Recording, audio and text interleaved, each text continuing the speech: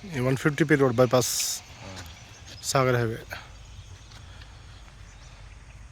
ఇది షేర్గూడ విలేజ్ ఆనుకొని, షేర్గూడ విలేజ్ ఆనుకొని డైరెక్ట్ 150 రోడ్ బైపాస్ రోడ్. ఇది సాగర్ హైవే కనెక్టివిటీ.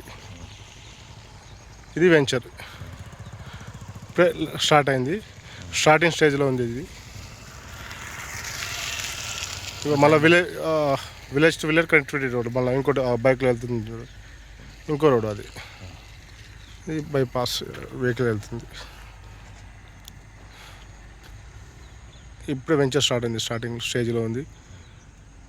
ఇంక 1 మంత్లో మనకు లేఅవుట్ ప్లానింగ్ నెంబర్ రాగానే రోడ్ కటింగ్ స్టార్ట్ అవుతుంది.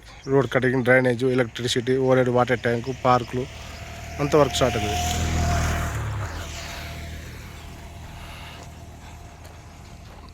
రెడీ టు మూవ్ ఇల్లు కట్టుకోవచ్చు ఉండొచ్చు. ఇప్పుడు జస్ట్ ఓవరాల్ నుంచి 3 kilometres exactly. Overall exact amount 12 నుంచి 3 కిలోమీటర్స్ అంటే లోన్ 60% వరకు లోన్ వస్తుంది మాకు. ఇది హెచ్ఎండి అప్రూవ్ లేవడు కాబట్టి 60% లోన్ వస్తుంది.